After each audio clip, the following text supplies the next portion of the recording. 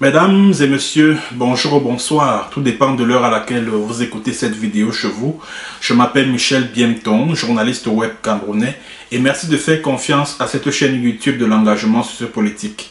Bienvenue à cette causerie citoyenne sur l'actualité camerounaise et africaine. Bienvenue à la chronique de MBT, mesdames et messieurs. Alors, mesdames et messieurs, nous allons parler au cours de cette chronique de MBT de l'affaire Martinez-Zogo. Nous en reparlons parce qu'il y a un rebondissement dans l'affaire. Avant son assassinat, le père Jean-Jacques Olabébé avait fait un certain nombre de révélations sur ce qu'il est convenu d'appeler l'affaire Martinez-Zogo, c'est-à-dire les conditions, les circonstances dans lesquelles il a disparu, ainsi que les circonstances dans lesquelles il a trouvé la mort.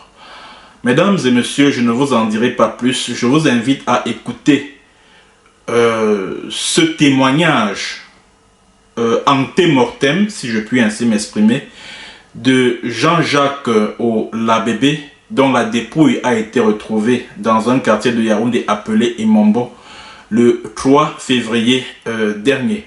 Jean-Jacques Olabébé était un proche ami, ou si vous voulez un confident, du journaliste Martinez-Zogo. On écoute, mesdames et messieurs, et on revient par la suite. Il se trouve que, d'abord, il faut savoir que j'ai été le collègue de Martinez-Zogo. On a travaillé à la même radio. Enfin, là où il était, là, moi, j'ai travaillé aussi avec lui par le passé, en 2010. Bon, par la suite, je suis même parti de là. Mais Martinez-Zogo a voulu qu'on travaille dans son émission à un moment donné. Mais sauf que les gens de la radio, les patrons de la radio, il y a le patron d'habitude de RFM, c'est M. Noubissi, il s'appelle M. Noubissi.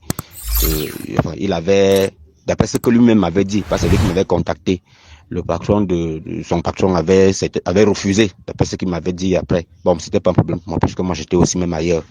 Donc pour dire que Martinez était quelqu'un avec qui j'ai fonctionné. Lui et moi, on a eu d'autres dossiers par rapport à Kamdem Jeune d'Or. Bon, bref, on gérait même ça ensemble. C'est un peu comme ça. Mais après, bon, on sait vraiment, chacun était dans son couloir. Et puis, bon, quand on pouvait se voir, on pouvait se dire bonjour en passant. Donc voilà, pour dire que c'est quelqu'un que j'ai côtoyé, que j'ai connu et tout. Maintenant, déjà, il faut savoir également que lorsque Martinez disparaît, je suis le tout premier à annoncer, à faire la lettre à Facebook pour dire que Martinez est porté disparu. Je suis le tout premier, pourquoi? Je suis dans des groupes avec les journalistes.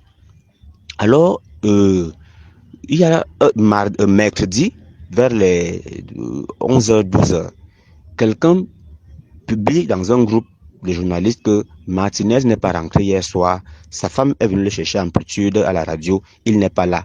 Les gens de la radio eux-mêmes ne savent pas là où il est. Donc Martinez est introuvable depuis hier soir, donc hier mardi.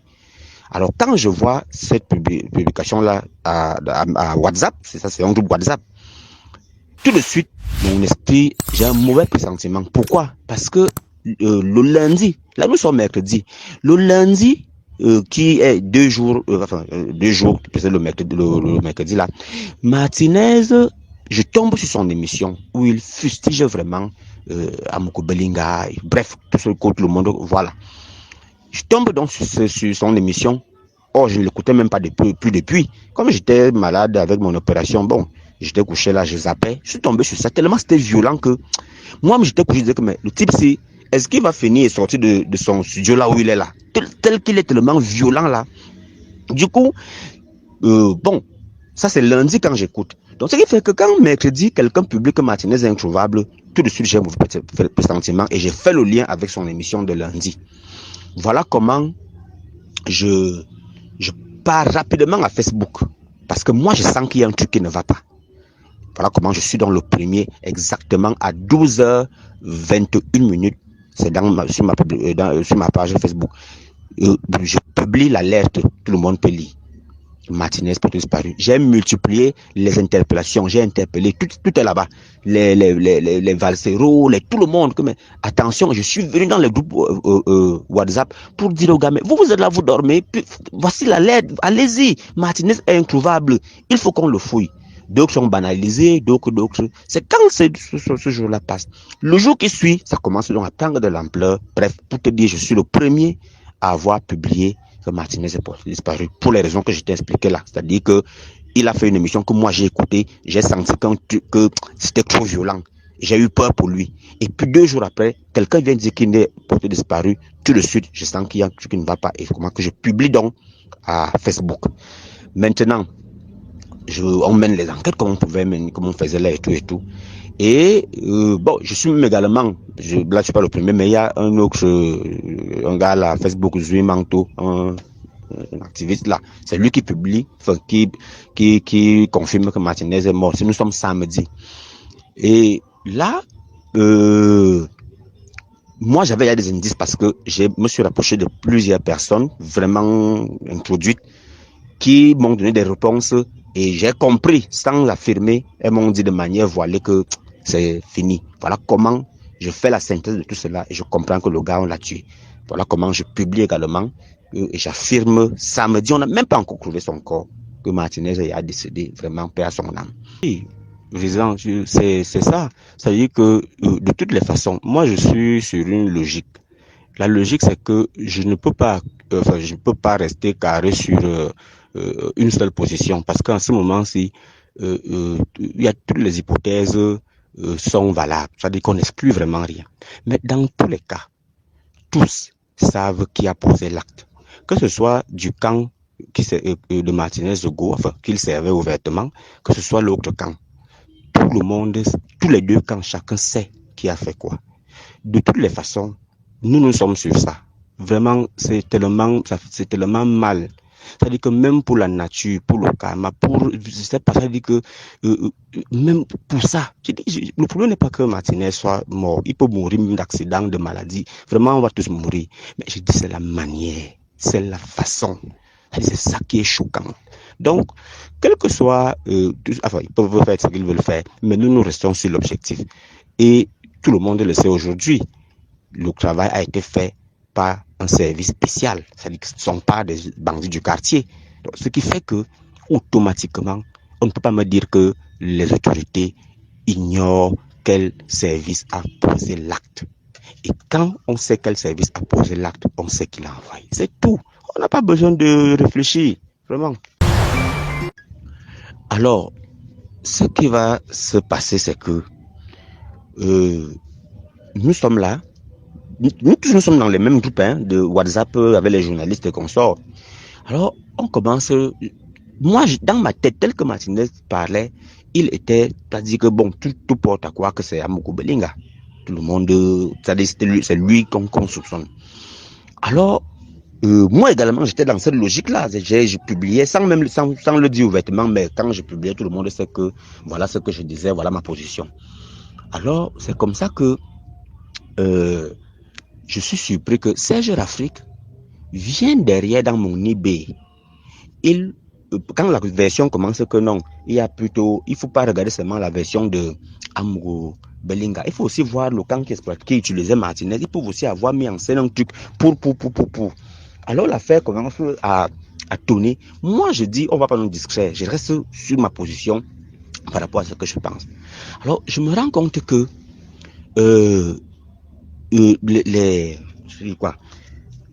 les gars viennent donc par derrière me dire, Serge Rafik vient par derrière me dire, non voilà, il faut maintenir la pression. Non, c'est Amogo Belinga, il faut dire comme ça. Donc il me donne les éléments et tout. Je trouve ça louche parce que comment toi tu peux me donner les éléments, tu peux me dire de dire ci, de dire ça, alors que toi-même tu es dans le même groupe que moi. Pourquoi toi tu ne publies pas comme moi? Ça attire mon attention. Entre-temps, les gars commencent à vouloir que non, il ne faut pas qu'on parle qu'il y a une autre piste qui est la piste de Ngongo. Le jour qui suit, Paul Désir Béa, dans la nuit, m'invite à son émission parce qu'il a commencé une émission à Mo Radio. qui est en face de le ministère de la Communication. Alors, Paul Désir Biya, vers les 21h, m'invite à son émission hier jeudi.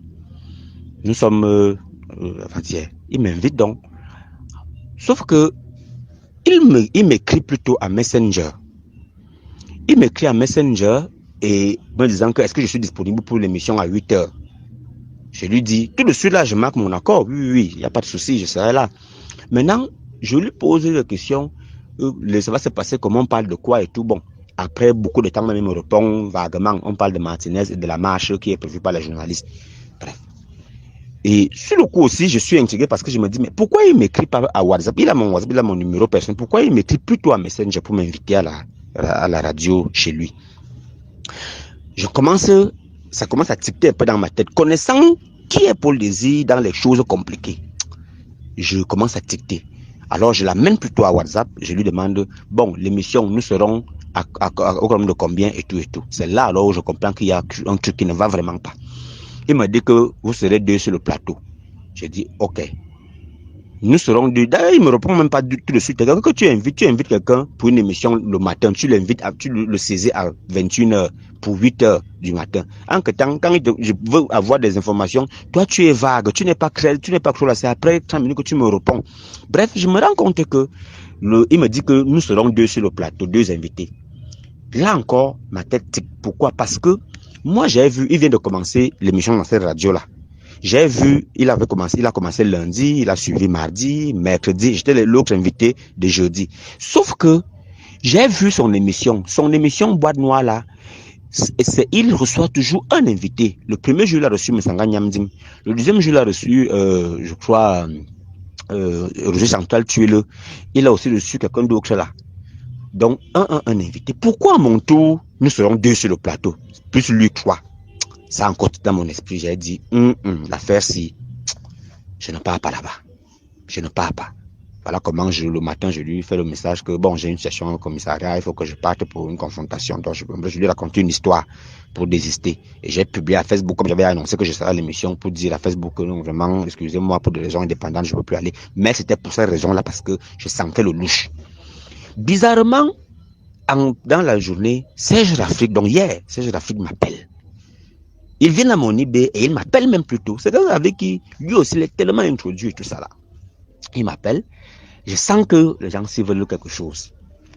Il commence à me dire non, pourquoi on veut ouvrir la piste de Ngongo? Vraiment, il faut, parce que J. Paul Reming, on a dit des choses. Il faut aller sur la version de J. Paul Reming. Il a tout dit là. Bref, je comprends que les gars sont déjà où ils veulent me formater. Ils veulent qu'on brouille absolument la piste de Ngongo. Il faut seulement qu'on accuse Amoukou Belinga. En que temps, c'est les mêmes gens qui disent être les amis d'Amoukou Belinga et tout. Mais ils viennent derrière me souffler pour que je fasse ci. Je dis, bon, l'affaire si n'est pas ça. Je lui dis, ok, je vais venir te voir. Non, c'est lui qui me dit que, est-ce qu'on peut se voir? Je lui dis, il n'y a pas de problème. Il me dit, tu es à quel niveau? Je lui dis, je suis à Terminus Mboman. Il me dit, trouve-moi à Maïma Coron. C'est comme ça que je l'ai retrouvé, comme je t'ai envoyé le truc là et tout, au café là-bas et tout, on a causé.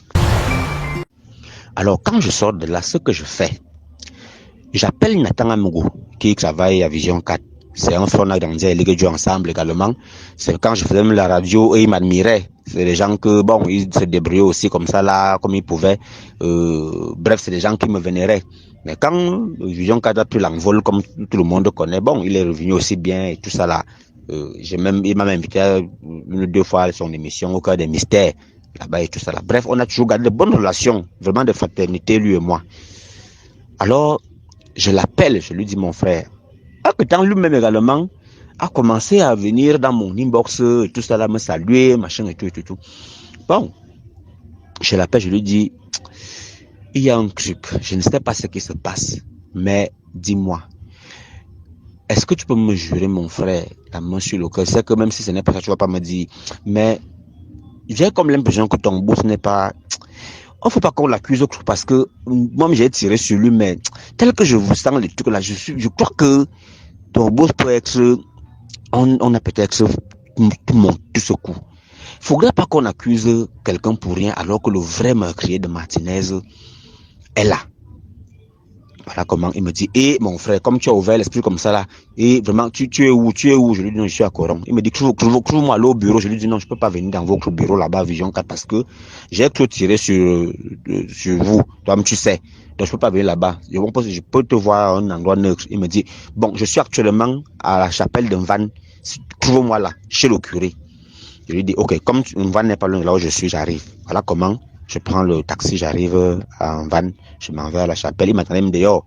On s'est retrouvé chez le prêtre le curé, donc dans la maison du prêtre, au presbytère.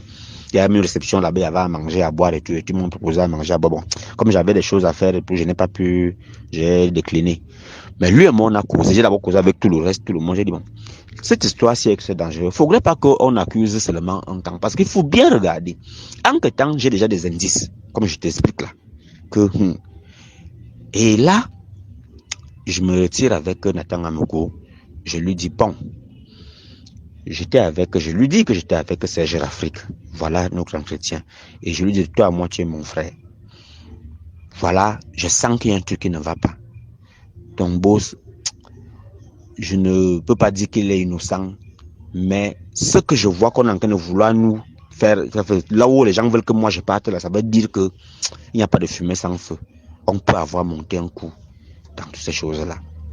Maintenant, je peux également me mettre en face, c'est-à-dire que pour que la vérité jaillisse.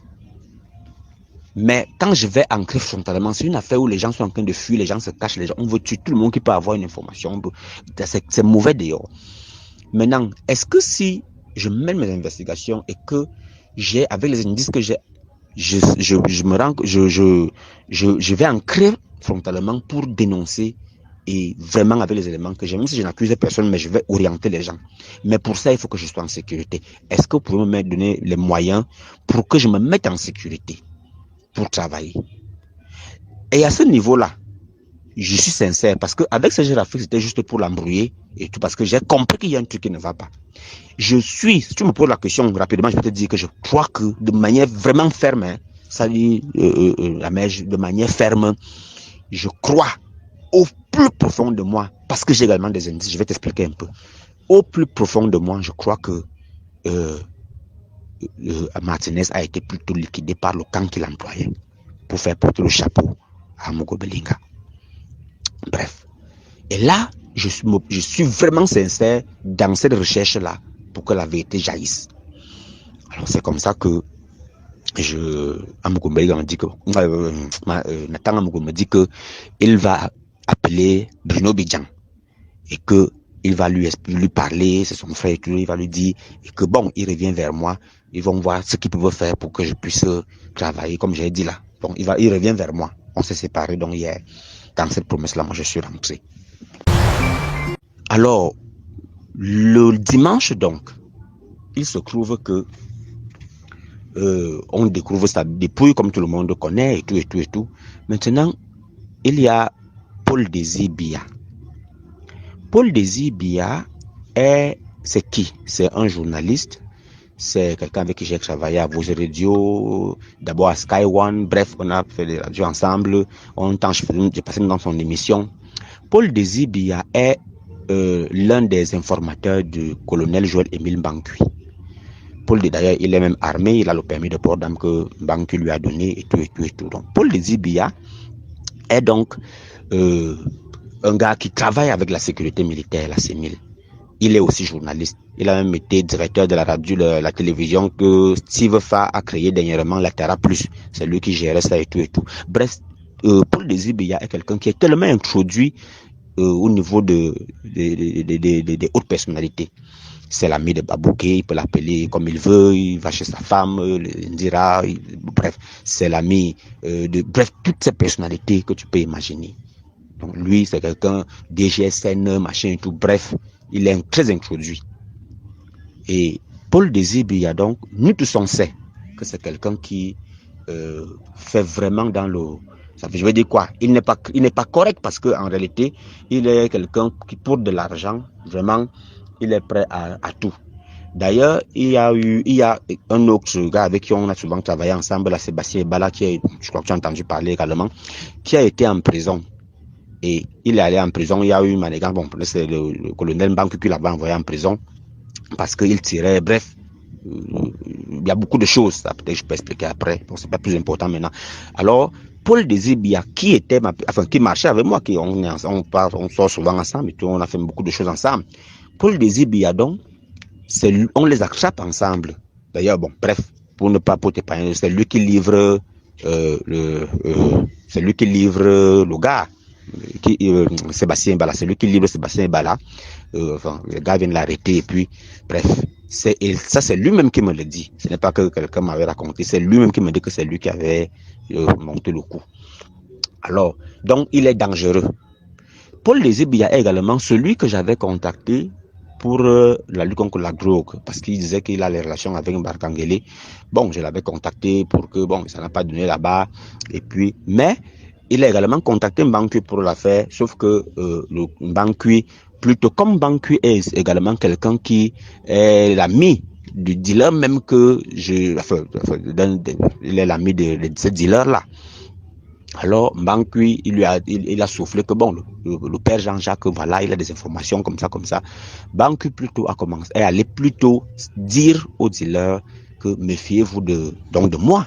Tu vois qu'il m'avait exposé. Mais sauf que dans mes introductions là, j'ai eu l'information que Mbankui est au courant. Enfin, je savais qu'il est au courant puisque c'est Paul Désir lui avait dit. Je savais que Paul Désir lui avait dit que je suis là, voilà. Je voulais d'ailleurs qu'on travaille pour que je lui donne les informations dans ce sens-là. Sauf que lui, il a plutôt dit, comme il est aussi la personne des dealers, bref, tu comprends. Du coup, l'affaire a été comme ça. Alors, ce Paul Désir Biya là, donc, dimanche, c'est lui qui publie le cortège où on a trouvé Martinez. Bon, bref, moi je les retrouve à l'hôpital central. Je vais vers lui, on est là, on a passé tout le temps là ensemble et tout. Alors, on a fini là, nous sommes montés dans la voiture de celui avec qui il était, Serge Rafik Rachid, que je partais rencontrer hier. Donc, ce sont des amis. Nous sommes montés dans sa voiture et nous sommes rentrés.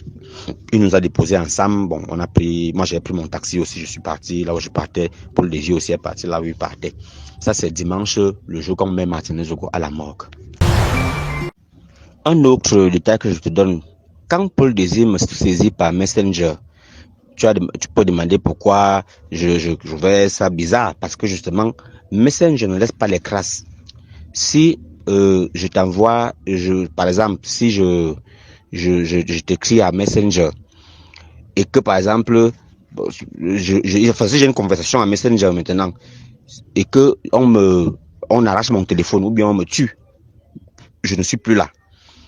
On ne peut pas facilement, on ne va jamais savoir que tu m'as contacté.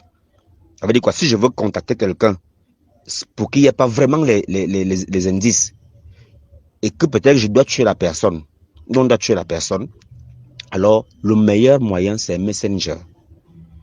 Parce que il n'y aura pas de traces. Parce que quand on entre dans le téléphone de quelqu'un, la première des choses, le premier réflexe, c'est que on part directement dans les appels normaux, les messages normaux, les messages WhatsApp, les appels WhatsApp. Donc, c'est les choses qu'on regarde. Qui a appelé qui, tu as causé avec qui, tu t'es parlé avec qui dans les messages. Donc, ce qui est facile, c'est WhatsApp Messenger.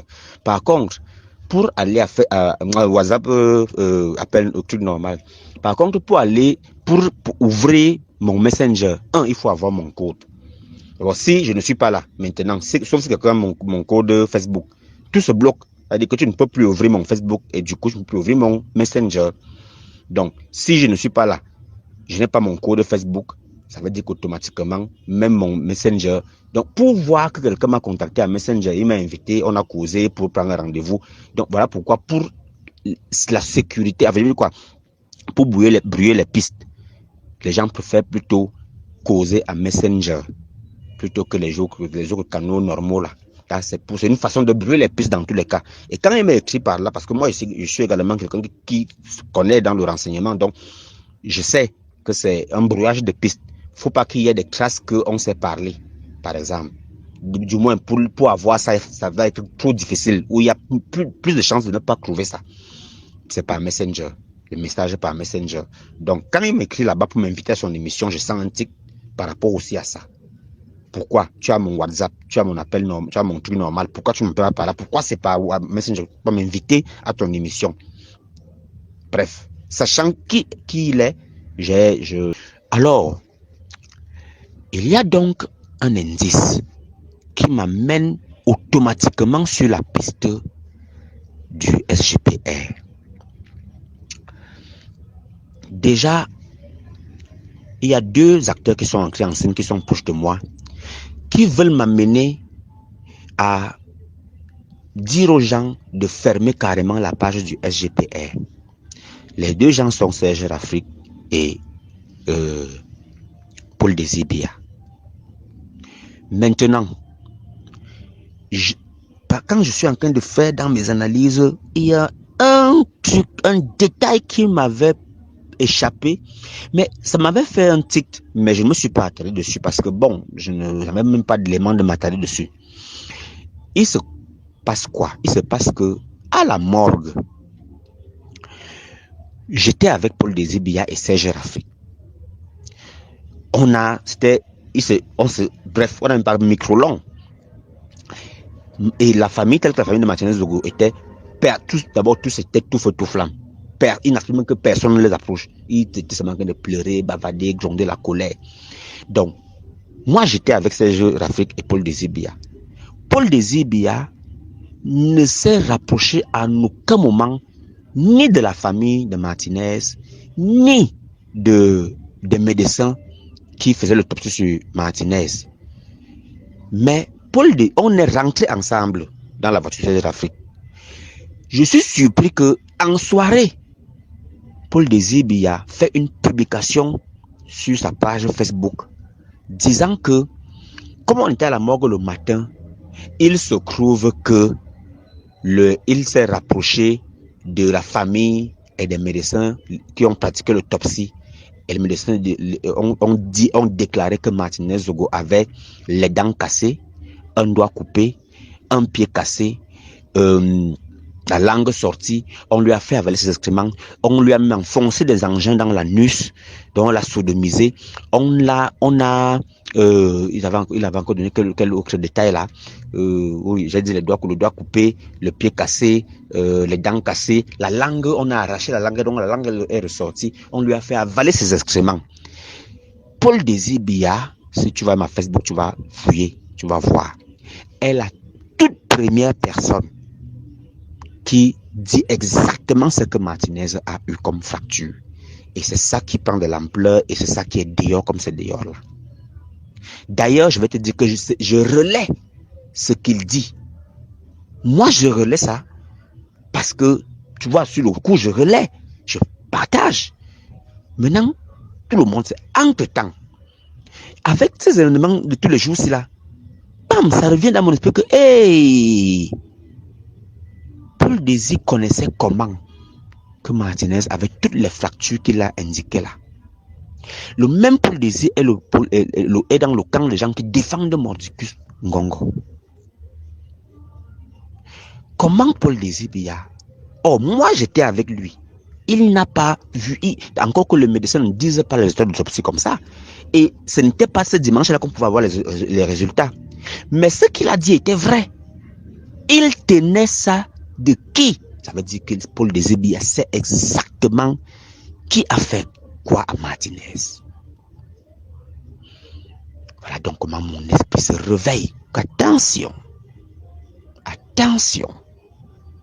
Les gars ont donné les informations, des détails. Ils ont ajouté que il y avait les gars ont oublié un truc d'acide et tout. Bref. Ça veut dire que les gars savaient exactement ce qui s'est passé. Maintenant, alors pendant qu'on cause, c'est le même baratin, parce qu'il me donne encore là certains indices, certains éléments. Par exemple, lorsqu'on trouve le corps de Martinez Zogo, il y avait un bidon d'acide qui était là, il y avait ci, il y avait ça. La police a même d'ailleurs prélevé ça, ils sont partis avec. Bref, il dit non, le Mingono a toutes les informations, il a. Pendant qu'on cause donc, lui il ne sait pas qu'il a quand même donné des indices pour comprendre qu'effectivement, J. Paul Mingono est un pion utilisé justement par le camp du SGPR. Maintenant, je commence à voir beaucoup d'autres films qui passent dans ma tête par rapport à cette situation. Et l'erreur qu'il commet encore, c'est de me dire que il était avec Ferdinand Gongo hier, donc c'est-à-dire avant-hier, on était hier ensemble. Il me dit qu'il était avec Ferdinand Gongo avant-hier, parce que sa femme et la femme de Ferdinand Gongo s'entendent bien et que bon. Mais je sais quand même que Serge Lafrique est très introduit. Il est quelqu'un vraiment à ce niveau-là, pour ça, ça ne joue pas. Il est introduit à la présidence, il a des relations avec les ministres. Il est vraiment trop introduit.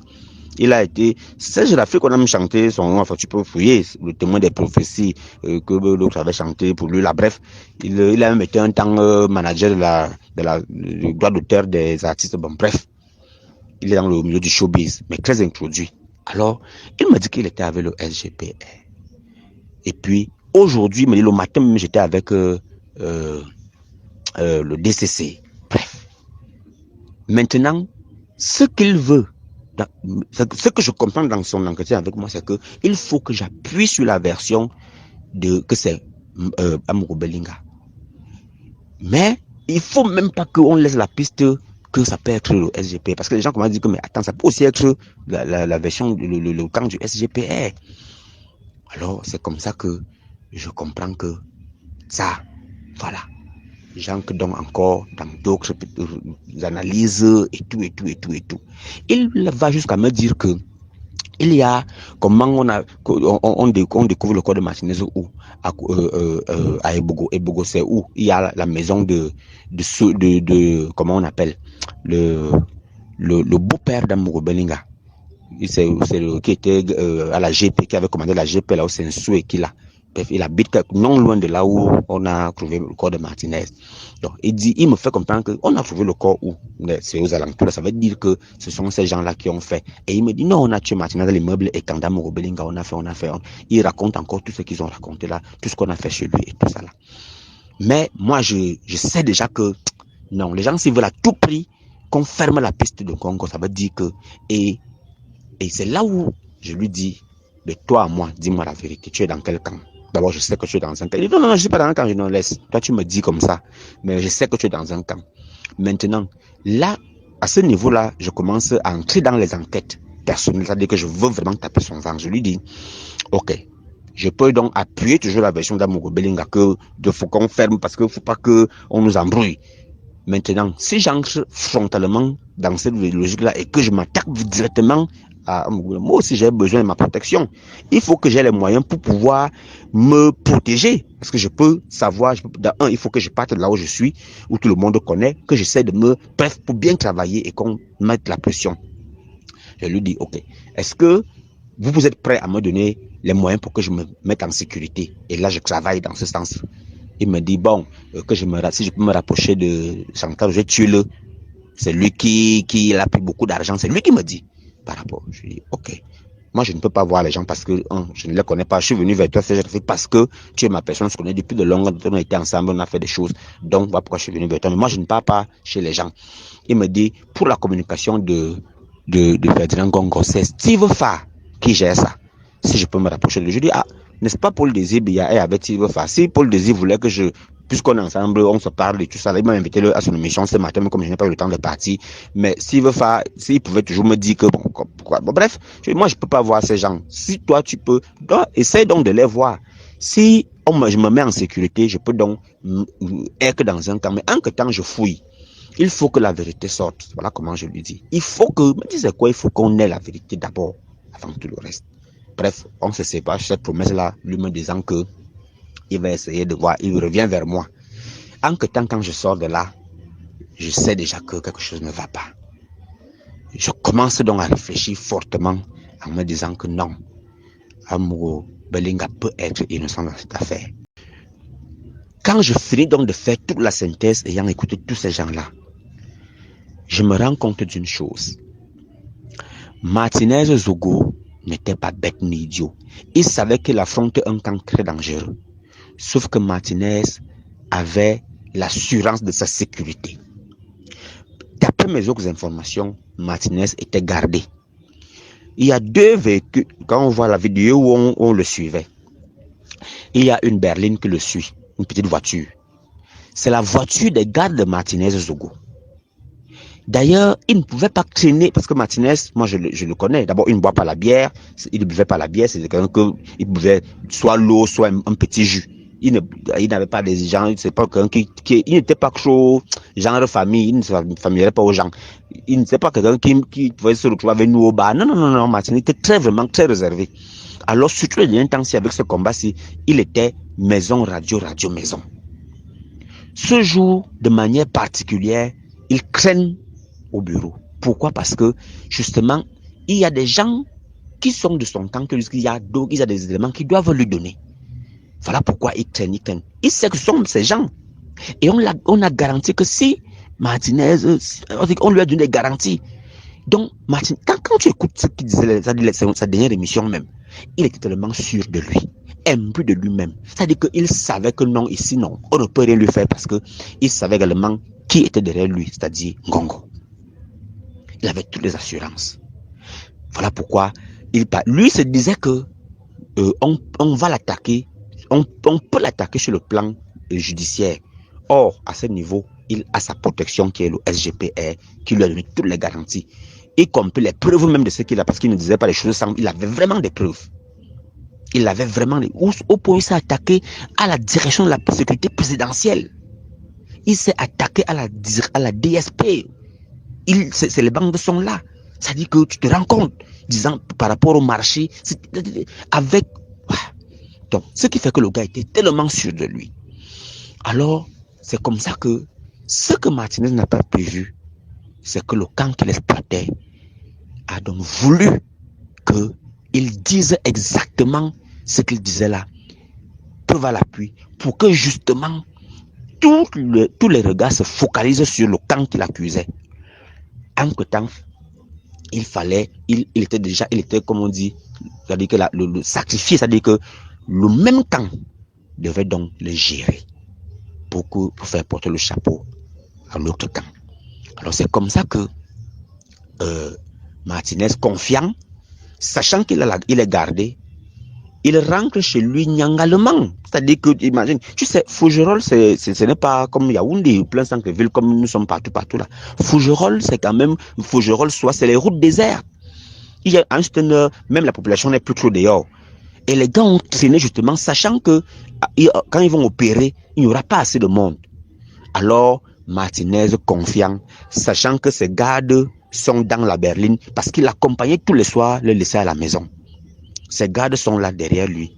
Alors, il est confiant, il est rassuré. Il prend nyangalement la route pour aller chez lui. Les gars avaient tout préparé. Quand il est entré dans le tronçon compliqué de la brousse pour aller chez lui, c'est comme ça que, quand il regarde derrière, il se rend compte que la berline, ses gardes ne sont plus là. C'est plutôt une autre voiture qui est derrière lui. C'est là où Martinez comprend que, mince, les gars m'ont livré. Ils me livrent. Il se retrouve donc seul. Une voiture inconnue. Ses gars ne sont plus là. C'est comme ça qu'il a le dernier réflexe de démarrer, d'accélérer. Comme il connaît la brigade qui est à côté, il va donc à la brigade que tout le monde connaît donc déjà là. Malheureusement, le portail de la brigade est fermé, mais il cogne quand même parce qu'il est vraiment poursuivi en danger. Les gendarmes regardent, bref, ils sortent, ils regardent même, mais ils voient la voiture aussi qui le poursuit. Bref, soit ils se disaient que c'était leur camp. Bon, les gendarmes ont su que, tel que les autres se comportaient, ils ont compris que ce sont les hommes en tenue et certainement ils poursuivent un bandit, bien c'est une opération spéciale. Bref, voilà pourquoi ils ont refusé de se mêler. C'est comme ça qu'on le prend, on l'amène et on va lui faire donc tout ce qu'on lui a fait là. Et la chose qu'ils n'ont pas prévu dans le scénario, c'est que Martinez, quand il s'est rendu compte que ses gars ne sont plus là et qu'il est en danger, il a pris ce téléphone, il a caché sous le siège. C'est là où on va découvrir ce téléphone en fouillant la voiture après.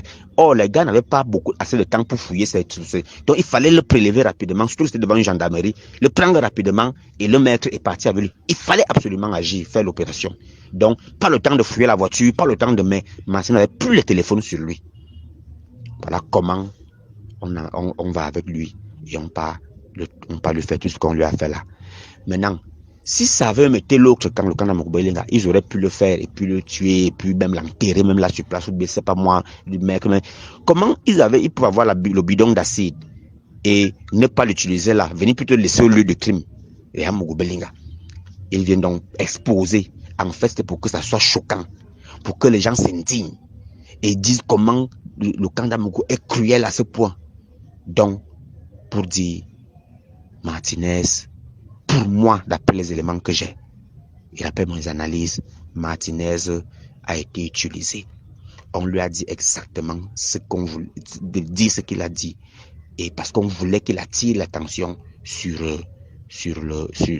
l'autre. Pour finir, les gars l'ont pris. On lui a fait ça. Et voilà un peu la situation. Maintenant, ce soir, je suis là.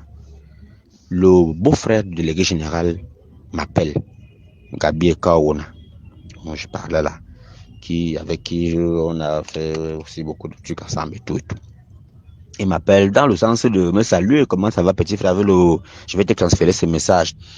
Le dehors qui est machin. Je n'ai pas d'abord celui qui s'était, je n'ai pas son numéro, je n'ai plus son numéro. Et c'est comme ça que bon, pour finir, je fais des recherches là et puis je l'identifie. Donc je vois que c'est lui. Ah, puis je l'appelle, je lui dis comment vraiment, bref, on tombe donc du coup sur l'affaire Martinez et on cause. Je lui dis mais moi je sais que le père lui là l'information. Il dit non, il peut avoir mais est-ce que ça se finit déjà? Mais il cherche toujours. Il dit mais il cherche comment? Moi je sais qu'il a la bonne, il sait qu'il sait comment qui a fait quoi et tout. Bon moi je sais que tout le monde est au courant. Il dit, bon, ce que lui, c'est que bon, ça ne finit pas, il cherche encore, il faut bien que, il me dit, bon, la preuve est que personne n'a été interpellé, donc on fouille. Je lui dis que non, moi j'ai des éléments, j'ai des indices, j'ai, mais je veux pas entrer à fond dans ce problème parce que les affaires des gens qui se battent là, c'est que c'est dangereux. Moi, je veux pas entrer encore que moi, je n'ai même pas d'abord 10 francs, je suis un pauvre type. J'ai des éléments qui peuvent aider et tout. Bref, mais je veux pas entrer dans ces choses. Si j'entre dedans, moi, ma petite tête ne vaut rien et tout. Il m'a dit, non, si tu as les éléments, il faut donner, on est toujours. Je lui dis, ok, moi je suis prêt parce que je veux que la vérité sorte. Si le délégué général n'a pas les informations, enfin, s'il fouille encore, dis-lui que j'ai une piste. J'ai une piste qui peut aider. C'est peut-être que rien, peut-être qu'il est au courant, peut-être, mais je peux lui expliquer et lui dire exactement. Il a voulu me taper encore le vent, on a causé là. Je lui ai dit, ok, il y a un camp, je lui ai un peu expliqué, brossé, je ne suis pas dans les détails, mais je ne lui ai pas donné les noms. Mais je lui ai dit, il y a quelqu'un avec qui j'étais dimanche à la morgue. La personne est la toute première personne à publier le soir que voilà ce que Martinez a eu comme fraction, comme tout ce qu'il a eu sur lui. La personne a publié disant que c'est la famille qui lui a dit, avec les médecins. Or, moi j'étais avec la personne. La personne n'a pas causé avec aucun membre de la famille, aucun médecin d'ailleurs qui pouvait lui dire quoi. En tout cas, ce n'est pas le temps qu'on était là à la mort, qu'on venait mettre le corps, qu'on pouvait donner le résultat de quoi que ce soit. Aucun médecin ne pouvait parler de quoi que ce soit. Mais lui, il a dit que les médecins, et je sais que c'est lui la première personne à déclarer ce que Martinez a subi. Et la personne là est d'un camp.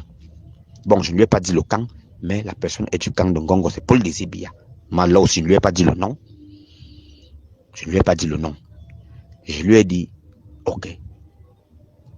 Et je sais, cette piste-là, si on l'exploite, on peut avoir la vérité, parce que les gars avaient les détails. Donc, ils savent exactement qui a fait quoi. Voilà comment il m'a dit, ok, il va causer avec le délégué, parce que je t'ai dit qu'il habite avec lui. Donc, ils sont dans la même maison. Ils dorment dans la même maison, là-bas, à Bastos. Il m'a dit qu'il va causer avec lui comme c'est le week-end, et que si jamais le délégué, bon, bref, il n'a pas confirmé, mais il a le temps, causer d'abord avec lui, et puis me revenir. Donc, il est possible que le délégué général, à travers Gabi Kaonala, m'appelle, que je le rencontre. Mais moi, je lui ai bien dit à Gabi Kala qu'il ne faut pas que ce soit pas comme c'est pas la dernière fois avec la lutte contre la drogue et tout, que vraiment, si on doit se voir, que ça ne se passe plus comme ça, et qu'on travaille vraiment de manière sincère, et que vraiment j'ai des garanties. Donc, parce que j'ai besoin aussi de ma sécurité. cause avec lui. S'il est d'accord, je mets à sa disposition des petits indices que j'ai. C'est peut-être rien, ça peut peut-être aussi aider. S'il n'a pas vraiment la bonne information. Donc, voilà ce que j'ai dit. Je suis dans cette attente-là. Donc, il peut, à tout moment, me faire signe là, peut-être ce week-end ou peut-être en semaine. Donc, à tout moment là, pour ça, je n'aurai peut-être pas le temps d'expliquer. Voilà pourquoi je prends la peine de t'expliquer avant de présenter toute la situation, que on ne sait jamais, que si tu entends que voilà un peu dans quoi je suis. Vous venez donc d'écouter le témoignage assez fleuve de Jean-Jacques Olabébé. Ce témoignage, il l'a fait avant qu'il ne soit assassiné. Alors là où je ne serai pas d'accord avec Jean-Jacques Olabébé, c'est sur deux choses. D'abord, le fait qu'ils disent que J. Rémingono est un pion de Ngongo. Cela ne me paraît pas du tout vraisemblable, puisque tout le monde peut le constater. J. Rémingono critique que ce soit le camp de Ngongo, que ce soit le camp de Frank Biya, auquel appartient Jean-Pierre Amourou Belinga, Laurent Esso, et les Motazé et tout ce que vous pouvez imaginer. Et tout ce que vous pouvez imaginer. Et là où je ne suis pas d'accord avec lui, c'est quand il dit que Jean-Pierre Amourou Belinga n'y est pour rien, il est innocent. Non. Jean-Pierre Amourou Belinga n'est pas à son premier coup. On ne nous dira quand même pas que dans l'affaire Brian Fombor, Jean-Pierre Amourou Belinga n'y est pour rien. Non. Ce que je me tue à dire par rapport à cette affaire, ce que je me tue à dire, c'est que Jean-Pierre Amourou Belinga est le suspect numéro 1 dans cette affaire. Parce qu'au moment où Martinez Zogo est enlevé, il vient de consacrer des éditions, plusieurs éditions de son émission Embouteillage à critiquer les malversations financières, c'est-à-dire que des scandales financiers, dont il vient de révéler des scandales financiers dans lesquels Jean-Pierre Amourou Belinga est impliqué. Il faut que vous le sachiez et il faut que vous le notiez bien. Voilà. Alors, autre chose également, et qui rend Jean-Pierre Amourou Belinga plus que suspect, c'est que Martinez Zogo lui-même s'est confié à des gens en leur disant que les gardes de Jean-Pierre Amourou Belinga le menaçaient de mort. Ok? Voilà donc ce qui rend suspect le clan, ou si vous voulez, le groupe à Jean-Pierre Amourou Belinga dans l'affaire Martinez Zogo. Cependant, et je vais le redire ici, Ngongo Ferdinand doit être interpellé dans l'affaire Martinez Zogo. Ngongo Ferdinand doit être entendu devant la commission police-gendarmerie qui a mené des enquêtes, des auditions sur cette affaire, même si c'est lui qui a mis sur pied cette commission. Parce que quand on écoute le récit de Père Jean-Jacques Olabébé, on a comme le sentiment que le groupe qui a mené l'opération ayant conduit à l'élimination physique de Martinez Zogo était infiltré par les gardes de Ngongo. C'est-à-dire qu'on a comme le sentiment qu'il y avait une filature des gardes de Ngongo dans la filature que menaient les proches de Amourou Belinga contre Martinez Zogo. C'est-à-dire que si l'on en juge au dire de Jean-Jacques Olabébé, si l'on en croit ses dires, donc voilà pourquoi j'ai toujours martelé ici que Ngongo Ferdinand doit être poursuivi dans cette affaire Martinez Zogo pour non-assistance à personne en danger. Parce qu'il a sacrifié ce confrère-là juste parce qu'il voulait neutraliser un clan qui l'empêche de prendre le pouvoir après Paul Biya. C'est de ça qu'il s'agit. Et il doit être entendu pour cela. C'est de ça qu'il s'agit. Que ce soit lui, que ce soit tous les membres de son clan. Du clan de Ngongo. Bankui Emile. Appelez-moi le bandit qui dirige la sécurité militaire. La Bankui. Tu connais quelque chose dans l'affaire Martinez-Zogo. Tu connais quelque chose dedans. La preuve en est que la nuit où Martinez-Zogo a été enlevé, tu étais chez lui. Il était chez toi, pardon. Bankui Emile Martinez-Zogo était chez toi la nuit où il a été enlevé. C'était pour faire quoi? C'était pour faire quoi? Donc toi également, tu as des comptes à rendre dans cette affaire-ci, dans l'affaire Martinez-Zogo. Tu as des comptes à rendre. La preuve en est que tu as été cité tout à l'heure là, dans l'audio de Feu Jean-Jacques Oulabébé. Il a cité ton nom là. Il a cité ton nom. Et Martinez était très proche de toi. Donc tu as des explications à fournir à la commission chargée des enquêtes dans le cadre de cette affaire. Tu as des explications à fournir là-bas. Tu as des explications à fournir. Tout le monde sait que tu fais partie du clan de Ngongo. Même comme tu racontes aux gens là-bas dans ta sémile que tu ne le connais pas, et ceci et cela. Oh, et la seule fois que vous vous êtes vus, c'était à Dubaï, machin, chouette, chouette, chouette, chouette. Tu racontes ça aux gens là-bas, là, à la sécurité militaire, non? Moi, je t'avais dit que j'ai infiltré ton service là. Tu racontes ça aux gens là-bas. Tu dis que tu ne connais Ngongo, ni d'Adam, ni d'Ève. Qui peut croire à ça? Alors que tu as été cité dans une affaire de tentative de coup d'État contre le président Biya. Tu as été cité, Ngongo a été cité. L'Israélien qui dirige le BIA, il a été cité dans cette affaire-là. Et tu viens dire que tu ne le connais pas. Tu as des comptes à rendre aux gens dans l'affaire Martinez-Zogo. Tu as des comptes à rendre. Tu dois dire aux gens ce qu'il était fait cette nuit-là, chez toi, à ton domicile. C'est-à-dire que cette même nuit où il a été enlevé par les gars de Jean-Pierre Amour Belinga. Merci mesdames et messieurs d'avoir suivi cette chronique de MBT qui se voulait un tout petit peu spécial au regard de sa longueur, de la longueur du document sonore qui a été mis à votre disposition.